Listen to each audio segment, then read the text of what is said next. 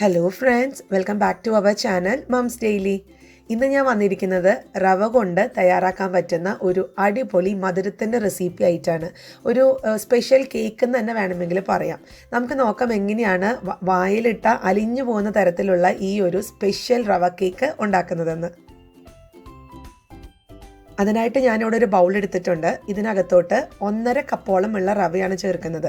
ഇത് വറുക്കാത്ത റവയാണ്. നിങ്ങൾക്ക് വറുത്ത റവ വെച്ചിട്ടാണെങ്കിലും ഇത് ചെയ്യാം കേട്ടോ. അപ്പോൾ ഇതാ 1.5 കപ്പോളമുള്ള റവ ഞാൻ ചേർത്ത് കൊടുത്തിട്ടുണ്ട്. ഇനി ആ ഒരു കപ്പിൽ തന്നെയാണ് ഞാൻ ബാക്കിയുള്ള മെഷർമെൻറ്റൊക്കെ എടുക്കുന്നത് കേട്ടോ. അത് നിങ്ങൾക്കൊരു ഗ്ലാസ് ആണെങ്കിലും അങ്ങനെ എടുക്കാം, കുഴപ്പമൊന്നുമില്ല. ഇനി ഞാൻ ചേർക്കുന്നത് 2 ടേബിൾ സ്പൂണോളമുള്ള മൈദപ്പൊടിയാണ്. മൈദപ്പൊടിക്ക് പകരം നിങ്ങൾക്ക് ഗോതമ്പ് പൊടിയാണെങ്കിലും ചേർത്ത് കൊടുക്കാം. പിന്നെ ചേർക്കുന്നത് നമ്മൾ നേരത്തെ എടുത്ത ആ ഒരു അളവ് കപ്പിൽ 1/2 കപ്പോളമുള്ള പഞ്ചസാര. ഞാനിവിടെ എടുത്തിരിക്കുന്ന പഞ്ചസാര കണ്ടോ, അല്പം തരിയോട് കൂടെയുള്ള പഞ്ചസാരയാണ്. അത് വലിയ തരികളൊന്നും അല്ല കേട്ടോ. അതേസമയം നിങ്ങളെടുക്കുന്ന പഞ്ചസാരയ്ക്ക് അത്യാവശ്യം വലിപ്പമുള്ള തരികളൊക്കെയാണ് എന്നുണ്ടെങ്കിൽ നമുക്കത് മിക്സിയിൽ ചെറുതായിട്ടൊന്ന് പൊടിച്ചെടുക്കേണ്ടി വരും. കാരണം ഇത് അലിഞ്ഞ് വരാൻ ഇച്ചിരി പ്രയാസം ഉണ്ടാവും. അപ്പം ഞാനിവിടെ എടുത്തിരിക്കുന്നത് വളരെ നൈസായിട്ടുള്ള തരികളായതുകൊണ്ടാണ് ഞാൻ അങ്ങനെ തന്നെ ഇട്ട് കൊടുത്തിട്ടുള്ളത്. പിന്നെ 1/2 കപ്പ് എന്നുള്ളത് നിങ്ങളുടെ ഇഷ്ടത്തിനനുസരിച്ച് കൂട്ടും കുറയ്ക്കുകയൊക്കെ ചെയ്യാം. എന്തായാലും ഇപ്പോൾ ഞാൻ 1/2 കപ്പേ ചേർത്തിട്ടുള്ളൂ. പിന്നെ ആവശ്യമുണ്ടെങ്കിൽ നമുക്ക് പിന്നീട് ചേർക്കാം. ഇനി ഒരു സ്പൂൺ വെച്ച് മിക്സ് ചെയ്തിട്ടുണ്ട്. അതിനുശേഷം 1/2 കപ്പോളമുള്ള ബട്ടറാണ് ഞാൻ ചേർത്ത് കൊടുത്തിരിക്കുന്നത്. ബട്ടർ എടുക്കുമ്പം റൂം ടെമ്പറേച്ചറിൽ ഉള്ള ബട്ടർ ചേർത്ത് കൊടുക്കുക. അപ്പം ഞാൻ ഒരു മണിക്കൂറോളം ഫ്രിഡ്ജിനകത്തുനിന്ന് പുറത്തെടുത്ത് വെച്ചിട്ട് പിന്നെ ഞാനത് ചെറുതായിട്ടൊന്ന് ചൂടാക്കിയിട്ടാണ് ഈ ഒരു ബട്ടർ ചേർത്ത് കൊടുത്തിരിക്കുന്നത്. അതായത് ചെറിയൊരു ചൂടോടുകൂടെ. അപ്പോൾ നിങ്ങൾ എപ്പോഴും എടുക്കുമ്പോൾ റൂം ടെമ്പറേച്ചറിലുള്ള ഒരു രീതിയിൽ വേണം നമ്മൾ ബട്ടറോ അല്ലെങ്കിൽ മുട്ട ചേർക്കുന്നുണ്ടെങ്കിൽ മുട്ടൊക്കെ ആഡ് ചെയ്യാനായിട്ട്. ഇതിനകത്ത് നമ്മൾ പാല് ചേർക്കുന്നുണ്ട്. ഈ പാലാണെന്നുണ്ടെങ്കിലും ഞാൻ റൂം ടെമ്പറേച്ചറിൽ വെച്ചിട്ടുള്ള പാലാണ് എടുത്തത്. അപ്പോൾ ഇനി നമുക്ക് സ്പൂൺ വെച്ചിട്ട് ഇത് നന്നായിട്ട് തന്നെ മിക്സ് ചെയ്തെടുക്കണം. ഇതൊരു ബ്രെഡൊക്കെ നമ്മൾ നനച്ച് കഴിഞ്ഞ്, അതായത് ബ്രെഡ് ക്രംസ് ഉണ്ടാക്കില്ലേ, മിക്സിയിലൊന്ന് അടിച്ചെടുത്തിട്ട് നമ്മൾ ബ്രെഡ് ക്രംസ് ഉണ്ടാക്കുന്ന ആ ഒരു പരുവത്തിനാണ് ഇത് വരിക. അപ്പോൾ ഞാനിനി കൈകൊണ്ടാണ് കുഴയ്ക്കുന്നത്. നമ്മൾ സ്പൂൺ വെച്ച് നമ്മളിതൊന്ന് മിക്സ് ചെയ്യുമ്പോഴത്തേക്കും അത്ര പെർഫെക്റ്റ് ആയിട്ട് കിട്ടില്ല. അപ്പോൾ കൈ കൊണ്ട് തന്നെ ആ ബട്ടർ ഈ റവയിലൊക്കെ കയറി പിടിക്കുന്ന തരത്തിൽ നമ്മുടെ കൈ വെച്ചിട്ടൊന്ന് നമുക്ക് മിക്സ് ചെയ്തെടുത്തിട്ട് വരാം. ഇതാ കണ്ടില്ലേ, ഇത് ശരിക്കും ഒരു ബ്രെഡൊക്കെ നമ്മൾ ബ്രെഡ് മിക്സിയിലൊന്ന് അടിച്ചെടുത്ത് ഉള്ള ഒരു ബ്രെഡ് ക്രംസ് പോലെയാണ് ഇരിക്കുന്നത്. ഒരു ചെറിയ നനവുണ്ട് കേട്ടോ. അപ്പോൾ ഇനി നമുക്ക് ചെയ്യാനുള്ളത് ഇതിനകത്തോട്ട് പാല് ചേർക്കാമെന്നുള്ളതാണ്. അപ്പോൾ പാല് ഞാനിവിടെ 1 കപ്പോളമുള്ള, നമ്മൾ നേരത്തെ എടുത്ത അതേ പാത്രത്തിൽ അതേ കപ്പിൽ 1 കപ്പോളമുള്ള പാല്, ഇത് തിളപ്പിച്ചതോ തിളപ്പിക്കാത്തതൊക്കെ ആവാം. ഒരു കാര്യം മാത്രം ശ്രദ്ധിച്ചാൽ മതി, റൂം ടെമ്പറേച്ചറിലായിരിക്കണം എന്ന് മാത്രം. ഇനി നമുക്കതൊരു സ്പൂൺ വെച്ചിട്ട് നന്നായി മിക്സ് ചെയ്യാം. അതുപോലെ തന്നെ ഒരു കാര്യം കൂടെ ഞാൻ പറയാൻ മറന്നു. ബട്ടറിന് പകരം എന്തെന്നുള്ളൊരു ഓപ്ഷൻ ചോദിക്കുന്ന ആൾക്കാർക്ക് ബട്ടറിന് പകരം നമുക്ക് ഓയിലാണെന്നുണ്ടെങ്കിലും ചേർത്ത് കൊടുക്കാം. ഇതേ അളവിൽ തന്നെ ഓയിൽ ചേർത്ത് കൊടുക്കുക. നമുക്കൊരു സോഫ്റ്റ്നെസ് ഒക്കെ കിട്ടാൻ വേണ്ടിയിട്ടാണ് ഈ ബട്ടർ ഓയിലൊക്കെ ചേർത്ത് കൊടുക്കുന്നത് കേട്ടോ. അപ്പം ഞാൻ നന്നായിട്ടൊന്ന് മിക്സ് ചെയ്തെടുക്കുന്നുണ്ട്. ഇനി ഇതിനകത്തോട്ട് നമുക്ക് കുറച്ചും കൂടെ 2 കാര്യങ്ങൾ കൂടെ ചേർക്കണം. ആദ്യം ഞാൻ ചേർക്കുന്നത് ബേക്കിംഗ് പൗഡറാണ്. ബേക്കിംഗ് പൗഡർ ഞാൻ ഏകദേശം ഒരു 3/4 ടീസ്പൂണോളാണ് ചേർത്തിരിക്കുന്നത്. ഞാൻ ഇതിനകത്ത് ബേക്കിംഗ് സോഡ ചേർക്കുന്നില്ല. ഇനി ബേക്കിംഗ് പൗഡർ ഇല്ലാന്നുണ്ടെങ്കിൽ പകരം ബേക്കിംഗ് സോഡ ചേർക്കാം. അതാണെന്നുണ്ടെങ്കിൽ ഒരു 1/4 ടീസ്പൂൺ ചേർത്താൽ മതി. പിന്നെ ഞാൻ ചേർക്കുന്നത് വാനില എസൻസ് ആണ്. അത് 1/2 ടീസ്പൂൺ ചേർക്കുന്നുണ്ട്. അതൊക്കെ നമ്മുടെ ഒരു ഫ്ലേവറിന് ഇഷ്ടം, നിങ്ങൾക്ക് ഇപ്പോൾ വാനില എസൻസ് ഇല്ല അല്ലെങ്കിൽ ഇഷ്ടമല്ല അതിൻ്റെ ഒരു ഫ്ലേവർ എന്നുണ്ടെങ്കിൽ പകരം നമുക്ക് ഏലക്ക ഉണ്ടല്ലോ, ഏലക്കയുടെ കുരു ഒന്ന് നന്നായി പൊടിച്ചിട്ടാണെങ്കിലും ഒന്ന് ചേർത്ത് കൊടുക്കാം. അപ്പോൾ ഞാനിവിടെ വാനില എസൻസ് ആണ് ചേർത്തത്. ഇനി നമുക്കിതൊന്ന് നന്നായിട്ടൊന്ന് തന്നെ മിക്സ് ചെയ്തെടുക്കണം. അപ്പോൾ ഇവിടെ മിക്സ് ചെയ്തെടുത്തിട്ടുണ്ട്. ഇനി ഇതൊരു 10 മിനിറ്റ് നമുക്കൊന്ന് മാറ്റി വയ്ക്കണം. ഈ റവക്കൊന്ന് നന്നായിട്ടൊന്ന് കുതിർന്ന് വരട്ടെ. അങ്ങനെ അവിടെ 10 മിനിറ്റ് കഴിഞ്ഞിട്ടുണ്ട്. നമ്മൾ ഒഴിച്ചിട്ടുള്ള പാലൊക്കെ അതാ നോക്കിക്കേ, ഫുള്ള് വറ്റി വന്നു. നമ്മൾ ഒഴിച്ച റവയൊക്കെ ഇങ്ങനെ വീർത്തൊക്കെ വന്നിട്ടുണ്ട്. കാരണം നമ്മൾ ബേക്കിംഗ് പൗഡറും കൂടെ ചേർത്തത് കൊണ്ടാണ് ഇതിങ്ങനെ നല്ല ഫ്ലഫി ആയിട്ട് ഇരിക്കുന്നത് കേട്ടോ. അപ്പോൾ ഇനി നമുക്ക് ഇതിനകത്തുള്ള ഒത്തിരി അങ്ങ് ഡ്രൈ ആയി പോയതുകൊണ്ട് ഒരു 1/4 കപ്പിനോട് താഴെയുള്ള അളവിൽ അല്പം പാലൊഴിച്ചിട്ടുണ്ട്. എന്നിട്ട് നമുക്കിതൊന്ന് മടക്കി ഒന്ന് ഇളക്കിയെടുക്കാം. അങ്ങനെ നമ്മുടെ ബാറ്റർ ഇവിടെ റെഡി ആയിട്ടുണ്ട്. ഇനി നമുക്ക് നോക്കാം എങ്ങനെയാണ് ഇത് തയ്യാറാക്കുന്നതെന്ന്. അപ്പോൾ അതിനായിട്ട് ഞാനിവിടെ ഒരു കേക്കിൻ്റെ ടിന്നാണ് എടുത്തിരിക്കുന്നത്. കാരണം നല്ലൊരു വട്ടത്തിലൊക്കെ കിട്ടാൻ വേണ്ടിയിട്ടാണ് ഞാൻ കേക്ക് ടിൻ എടുത്തിരിക്കുന്നത്. നിങ്ങൾക്ക് ഇതുപോലത്തെ ഒരു സ്റ്റീൽ പാത്രമൊക്കെ ഉണ്ടെന്നുണ്ടെങ്കിൽ, അതായത് നല്ല കുഴിയും അതുപോലെ നല്ല അത്യാവശ്യം വീതിയുള്ള ഒരു സ്റ്റീൽ പാത്രം ഉണ്ടെന്നുണ്ടെങ്കിൽ അതാണ് ഏറ്റവും നല്ലത്. ഇനി ഏത് പാത്രമാണ് നിങ്ങൾ എടുക്കുന്നത് അതിനകത്ത് ഇതുപോലെ നെയ്യോ അല്ലെങ്കിൽ ബട്ടറോ അല്ലെങ്കിൽ എണ്ണയോ ഒന്ന് തടവി കൊടുക്കുക. അതിനുശേഷം ഞാനിപ്പോൾ ഇവിടെ ബട്ടർ പേപ്പർ വെക്കുന്നുണ്ട്. ബട്ടർ പേപ്പർ വെക്കുന്ന ഒരു നിർബന്ധം വേണമെന്നില്ല. നിങ്ങൾക്കതിന് പകരം കുറച്ച് മൈദപ്പൊടി ഒന്ന് ചെറുതായിട്ടൊന്ന് വെതറിട്ട് കൊടുത്താലും മതിയാവും. നമുക്ക് അങ്ങനെയും ചെയ്തെടുക്കാം. അല്ലെങ്കിൽ ഒരു വാഴല വെട്ടിയിട്ട് നമ്മുടെ ഈ ഒരു പാത്രത്തിൻ്റെ ഷേപ്പിൽ വാഴല വെട്ടിയിട്ട് അതാണെങ്കിലും നമുക്കിതൊന്ന് വെച്ച് കൊടുക്കാം കേട്ടോ. ഇനി ഇല്ലെങ്കിലും കുഴപ്പമൊന്നുമില്ല. ഇനി നമുക്കിതാ നമ്മൾ തയ്യാറാക്കി വെച്ചിരിക്കുന്ന ഈ ഒരു റവയുടെ ഒരു മിക്സ് നമുക്ക് ഒന്നൊന്ന് ഒഴിച്ചു കൊടുക്കണം. ഇത് ഒഴിക്കാമെന്നൊന്നും പറയാൻ പറ്റുന്നില്ല, കാരണം ഒത്തിരി അങ്ങ് നമ്മുടെ കേക്കിൻ്റെ ബാറ്റർ ഒഴിക്കുന്നത് പോലെ ഭയങ്കര കട്ടിയല്ല ഭയങ്കര ലൂസിലൊന്നുമല്ല നമ്മൾ ഒഴിക്കുന്നത്. കേക്കിൻ്റെ എപ്പോഴും ഒരു വെള്ളം പോലത്തെ ഒരു കൺസിസ്റ്റൻസിയിലല്ല ഉണ്ടാവുക. പക്ഷേ ഇത് നമ്മൾ അത്യാവശ്യം തിക്കോട് കൂടെ തന്നെയാണ് ഈ പാത്രത്തിൽ ഒഴിച്ചിരിക്കുന്നത്. ഇനി നമുക്കിത് ഇതുപോലത്തെ ഒരു സ്പാച്ചില വെച്ചിട്ട് ഒന്ന് തടവി കൊടുക്കാം, ഒന്ന് ലെവൽ ചെയ്ത് കൊടുക്കാം.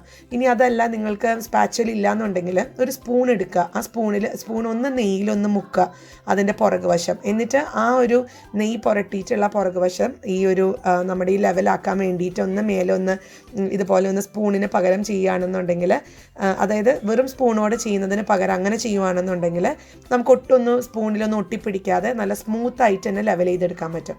അപ്പോൾ അതാ ഞാനിവിടെ സ്പാച്ചിൽ ആയതുകൊണ്ടാണ് എനിക്ക് കുറച്ചും കൂടി ഈസി ആയിട്ട് ലെവൽ ചെയ്യാൻ പറ്റിയത് കേട്ടോ. അപ്പോൾ അങ്ങനെ ചെയ്തിട്ടുണ്ട്. ഇനി നമുക്കിത് ചെറുതായിട്ട് ഇതുപോലെ ഞാനിപ്പോൾ തന്നെ അങ്ങ് കട്ട് ചെയ്യാനായിട്ടുള്ള വരകളങ്ങ് ഇട്ട് കൊടുക്കുകയാണ്. അതെന്തിനാണെന്ന് വെച്ച് കഴിഞ്ഞാൽ നമ്മളിത് ഈ ഒരു കേക്കൊക്കെ ആയി കഴിയുമ്പോഴത്തേക്കും ഇതിൻ്റെ മേലെ അല്പം പഞ്ചസാര പാനിയൊക്കെ ഒഴിക്കുന്നുണ്ട്. അപ്പോൾ നമ്മൾ ഒഴിക്കുന്ന പഞ്ചസാര പാനി എല്ലായിടത്തും ഒരുപോലെ ഇറങ്ങാൻ വേണ്ടിയിട്ടാണ് നമ്മളിതുപോലെ ഇങ്ങനെ വരകളൊക്കെ ഇട്ട് വെച്ച് കൊടുക്കുന്നത്. അപ്പോൾ ആ വരകളിൽ കൂടെയൊക്കെ ഈ ഒരു പഞ്ചസാര പാനി ഇറങ്ങി നന്നായിട്ട് സോക്കായി നല്ല സോഫ്റ്റായി നല്ല ജ്യൂസി ആയിട്ടിരിക്കും. അതിന് വേണ്ടിയിട്ടാണ്. അപ്പോൾ അതാ ഞാൻ പറ്റുന്ന പോലെ ഇതുപോലെ ഒന്ന് മുറിച്ചെടുക്കുന്നുണ്ട്. അതുപോലെ ഞാൻ ഇതിൻ്റെ മേലെ അല്പം കശുവണ്ടി, അത് ഓരോ പീസിൻ്റെ മേലെ ഓരോ കശുവണ്ടി എന്ന നിലയിൽ അങ്ങനെ ഞാനത് വെച്ച് കൊടുക്കുന്നുണ്ട്. ഒരു ഭംഗിക്കൊക്കെ വേണ്ടിയിട്ടാണ്. ഇങ്ങനെയൊന്നും ചെയ്യണമെന്ന് യാതൊരു നിർബന്ധമൊന്നുമില്ല. ഇത് ഞാനത് പ്രസൻറ്റ് ചെയ്യുമ്പോൾ ഒരു ഭംഗി വേണ്ടേ കാണാൻ, അതുകൊണ്ട് മാത്രം അങ്ങനെ വെക്കുന്നതാട്ടോ. അപ്പോൾ അതാ ഞാനതൊന്ന് കശുവണ്ടിയൊക്കെ ഒന്ന് വെച്ചിട്ട് വരാം. അപ്പോൾ കേക്കിൻ്റെ ആ ഒരു ബാറ്റർ അവിടെ ഇരിക്കട്ടെ. ഇനി ഇതെങ്ങനെയാണ് നമുക്കിത് ഓവനൊന്നും ഇല്ലാതെ ബേക്ക് ചെയ്തെടുക്കാൻ നോക്കാം. ഞാനിപ്പോൾ ഇതുപോലത്തെ ഒരു പാത്രം ഞാൻ അടുപ്പത്ത് വെച്ചിട്ടുണ്ടായിരുന്നു. 5 മിനിറ്റോളം മൂടി വെച്ചിട്ട് ഞാൻ ലോ ഫ്ലെയിമിൽ ഒന്ന് ചൂടാക്കിയിട്ടുണ്ടായിരുന്നു. നമ്മൾ ഓവനൊക്കെ പ്രീഹീറ്റ് ചെയ്യുന്ന അതേപോലെ തന്നെയാണിത്. 5 മിനിറ്റ് ഒന്ന് പ്രീഹീറ്റ് ചെയ്തിട്ടുണ്ട്. അപ്പോൾ അത്യാവശ്യം നല്ല ചൂടുണ്ട്. ഇത് 2 തരത്തിൽ ചെയ്യാം. ഒന്ന്, നിങ്ങൾക്ക് ഇതിൻ്റെ ഒരു ബോട്ടത്തിൽ കുറച്ച് ഉപ്പൊക്കെ ഇട്ട് അതൊന്ന് മൂടി നിൽക്കുന്ന രീതിയിൽ ജസ്റ്റ് ഒരു ലെവലിൽ ആ ഒരു താഴത്തെ ഒരു ലെവൽ മാത്രം കണക്കിലെടുത്ത് നമുക്ക് അല്പം ഉപ്പ് വെതറി കൊടുക്കാം. എന്നിട്ട് നമ്മൾ കേക്ക് വെച്ചിരിക്കുന്ന പാത്രം വെച്ച് കൊടുക്കാം. ഒരു മെത്തേഡ്. രണ്ടാമത്തെ മെത്തേഡ് ഉപ്പ് ഇടാതെ നമ്മുടെ പാത്രം ചൂടായി കഴിയുമ്പോഴത്തേക്കും ഇതുപോലത്തെ ഒരു വയർ റാക്കോ അല്ലെങ്കിൽ വയർ സ്റ്റാൻഡോ അല്ലെങ്കിൽ ഒരു സ്റ്റീൽ പാത്രത്തിൻ്റെ മൂടികയാണെങ്കിൽ അതൊന്ന് മടക്കി വെച്ചിട്ട് കമിഴ്ത്തി വെച്ചിട്ട് നമ്മൾ അതിൻ്റെ മേലെയാണെങ്കിലും കേക്കിൻ്റെ ബാറ്റർ വയ്ക്കാം. അപ്പോൾ ഇതാ നോക്കിക്കേ, ഞാൻ അല്പം വെള്ളം തളിച്ച് കൊടുത്തിട്ടുണ്ട്. നല്ല ചൂടായിട്ട് തന്നെയാണ് ഇരിക്കുന്നത്. അപ്പോൾ ഈ ഒരു സമയത്ത് നമ്മുടെ കേക്കിൻ്റെ ബാറ്റർ ഒഴിച്ചിട്ടുള്ള പാത്രം വെച്ച് കൊടുത്തിട്ടുണ്ട്. ഇനി ഞാനിതൊന്ന് മൂടി വെച്ച് ഒരു മീഡിയം ഫ്ലെയിമിനും ലോ ഫ്ലെയിമിനും ഇടയ്ക്കുള്ളൊരു ഫ്ലെയിം ഉണ്ടല്ലോ, അതായത് ഒത്തിരി മീഡിയം അല്ല എന്നാൽ തീരെ ലോ അല്ലാത്തൊരു അവസ്ഥയുണ്ടല്ലോ, ആ ഒരു ഫ്ലെയിമിൽ വെച്ചിട്ട് നമുക്കൊരു 20 മിനിറ്റ് മുതൽ 25 മിനിറ്റ് വരെ സമയമെടുത്ത് ഇതൊന്ന് ബേക്ക് ചെയ്തെടുക്കണം. അപ്പം ഞാൻ അതിന് മുന്നേ നിങ്ങൾ ഉപയോഗിക്കുന്ന പാത്രത്തിൻ്റെ മൂടികയിൽ ഇതുപോലെ ആവി പോകാനായിട്ടുള്ള ആ ഒരു ഓട്ടയുണ്ടെന്നുണ്ടെങ്കിൽ ഞാൻ അതൊന്ന് അടയ്ക്കുന്നുണ്ട്. ഞാനിപ്പോൾ ചെറുതായിട്ടൊരു പേപ്പർ ഒന്ന് കുത്തി വെച്ചിട്ടുണ്ട്. അപ്പോൾ അതവിടെ ഇരിക്കട്ടെ. അപ്പോൾ ഇനി നമുക്കൊരു 20 മിനിറ്റ് കഴിയുമ്പോൾ നോക്കാം. അപ്പോൾ ആ ഒരു സമയത്ത് നമുക്ക് പഞ്ചസാര പാനി തയ്യാറാക്കണം. അതിനായിട്ടൊരു പാൻ അടുപ്പത്ത് വെച്ചിട്ടുണ്ട്. അതിനകത്തോട്ട് 1/2 കപ്പോളം ഉള്ള പഞ്ചസാര ചേർത്തിട്ടുണ്ട്. അതേ അളവിൽ തന്നെ 1/2 കപ്പോളം ഉള്ള വെള്ളവും ചേർത്തിട്ടുണ്ട്. പിന്നെ ഇതിനകത്തൊരു ഫ്ലേവറൊക്കെ കിട്ടാൻ വേണ്ടി ഞാൻ ഒരു കാര്യം കൂടെ ചേർക്കുന്നുണ്ട്. അത് തികച്ചും ഓപ്ഷണലാണ്. ഇതുപോലത്തെ ഒരു ചെറിയ കഷ്ണം പട്ട ചേർക്കുന്നുണ്ട്. ഈ പട്ടയുടെ കൂടെ ടേസ്റ്റ്, ഈ ഒരു പഞ്ചസാരപ്പാനിയിലെ ഒരു പട്ടയുടെ ടേസ്റ്റും കൂടെ വരുമ്പോഴാണ് ഈ ഒരു കേക്കിന് എക്സ്ട്രാ മധുരം അല്ലെങ്കിൽ എക്സ്ട്രാ ഫ്ലേവറൊക്കെ കിട്ടുന്നത്. അപ്പോൾ ഇനി പഞ്ചസാരയൊക്കെ ഒന്ന് അലിഞ്ഞ് വരുന്നത് വരെ നമുക്ക് ഇതുപോലെ ഒന്ന് ഇളക്കി കൊടുക്കണം. ഇനി ഇതൊന്ന് അല്പം കട്ടിയാവണം. അതുവരെ തന്നെ നമുക്കിതൊരു ലോ ഫ്ലെയിമിലിട്ടിട്ട് തന്നെ ഒന്ന് വെയിറ്റ് ചെയ്യാം. ഏകദേശം ഒരു 5 മിനിറ്റോളം സമയം എടുക്കും. അതുവരെ ഒന്ന് ഇളക്കി കൊടുക്കാം. ഇപ്പോൾ ഇവിടെ പഞ്ചസാര പാനി ഇവിടെ റെഡി ആയിട്ടുണ്ട്. ഞാൻ ഒരു വെള്ളം ചെറുതായിട്ട് ടേസ്റ്റ് ചെയ്ത് കഴിഞ്ഞപ്പോഴത്തേക്കും നല്ലൊരു ഫ്ലേവറാണ് പട്ടയുടെ വരുന്നത് കേട്ടോ. അപ്പോൾ ഞാൻ പട്ട നമുക്ക് മാറ്റി വയ്ക്കാം, കാരണം പട്ടയുടെ ആ ഒരു ഫ്ലേവറൊക്കെ ഈ ഒരു പഞ്ചസാര പാനിയിൽ വന്നിട്ടുണ്ട്.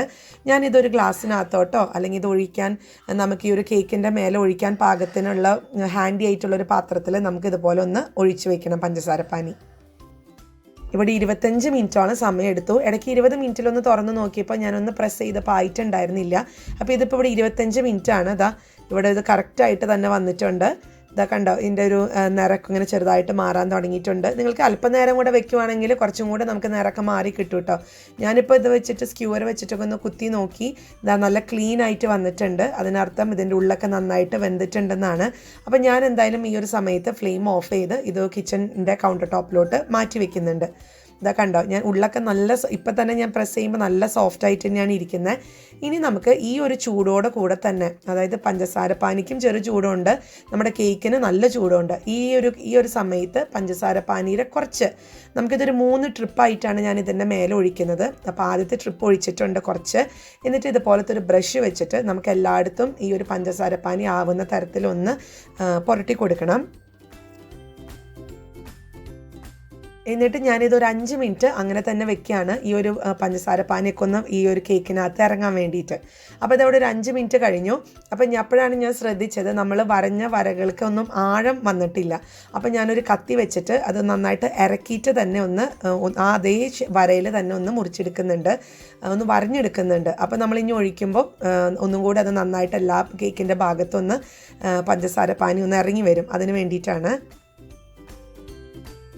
ഇനിയിപ്പോൾ രണ്ടാമത്തെ തവണയാണ്, അതായത് 5 മിനിറ്റ് കഴിഞ്ഞപ്പം അടുത്ത തവണ ഞാൻ ഇതുപോലെ ബാക്കിയുള്ള ഒരു പകുതിയും കൂടെ ഇങ്ങനെ ഒഴിച്ചു കൊടുക്കുന്നുണ്ട്. അങ്ങനെ ഇത് നമുക്ക് ഇതൊരു 3 ട്രിപ്പായിട്ട് ഇതുപോലെ ഒന്ന് ചെയ്തെടുക്കണം.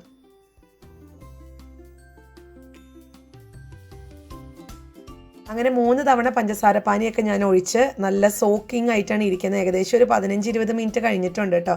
ഇനി നമുക്കിത് ഞാനൊരു സ്പാച്ചല വെച്ചിട്ട് ഇതിൻ്റെ സൈഡൊക്കെ ഒന്ന് വിടിപ്പിച്ച് എടുക്കുന്നുണ്ട്. പെട്ടെന്ന് തന്നെ വിട്ട് കിട്ടി. ഇനി നമുക്കിതൊരു പാത്രത്തിലോട്ടൊന്ന് മാറ്റിയെടുക്കാം. അത് വളരെ സൂക്ഷിച്ച് ഞാൻ ആദ്യം ഇതുപോലെ ഒന്ന് എടുത്തിട്ട് ഞാൻ മറച്ചിടുന്നൊന്നുമില്ല. ഇനി മറച്ചിടണമെങ്കിൽ അങ്ങനെ ഇടാം, ഞാൻ അല്ലാതെ തന്നെയാണ് ഇത് എടുത്തിട്ടുള്ളത് കേട്ടോ. അപ്പോൾ അതൊരു പാത്രത്തിലോട്ട് മാറ്റിയിട്ടുണ്ട്. ഞാൻ നോക്കിക്കേ, നമ്മുടെ പാത്രം നമ്മൾ കേക്ക് ടിന്നിലാണ് വെച്ചിരുന്നത്, അതൊട്ടും തന്നെ അടി പിടിച്ചിട്ടൊന്നുമില്ല. വളരെ പെർഫെക്റ്റ് ആയിട്ട് തന്നെയാണ് നമുക്ക് കിട്ടിയിരിക്കുന്നത്. അങ്ങനെ നമ്മുടെ ഒരു സൂപ്പർ റവ കേക്ക് നല്ല ജ്യൂസിയാണ്, നല്ല സ്പോഞ്ചിയാണ്, അതുപോലെ തന്നെ എല്ലാവർക്കും ഇഷ്ടമാവും, നല്ല സോഫ്റ്റാണ്. നമ്മുടെ വീട്ടിലുള്ള സാധാരണ ചേരുവകളൊക്കെ വെച്ചിട്ട് തന്നെയാണ് നമ്മൾ ഉണ്ടാക്കിയിട്ടുള്ളത്. ഇതിനകത്ത് വാനില എസൻസ് ആയിരിക്കും ചിലപ്പോൾ നമ്മുടെ വീട്ടിൽ ഉണ്ടാവാത്തത്, അതിന് പകരം ഏലക്കയാണെങ്കിൽ നമുക്ക് യൂസ് ചെയ്യാം. അപ്പോൾ എല്ലാവരും ട്രൈ ചെയ്ത് നോക്കുക, തീർച്ചയായിട്ടും നിങ്ങൾക്ക് ഇഷ്ടപ്പെടുവാണെന്നുണ്ടെങ്കിൽ ലൈക്ക് ചെയ്യാനും ഷെയർ ചെയ്യാനും കമൻറ്റ് ചെയ്യാനും ഒന്നും മറക്കരുത്. അതുപോലെ തന്നെ നമ്മുടെ ഈ ചാനൽ നിങ്ങൾ ആദ്യമായിട്ടാണ് കാണുന്നതെങ്കിൽ സബ്സ്ക്രൈബ് ചെയ്യാനും മറക്കരുത് കേട്ടോ. അപ്പോൾ അടുത്തൊരു വീഡിയോ ആയിട്ട് നമുക്ക് ഉടനെ കാണാം. അൻറ്റിൽ ദെൻ ബൈ.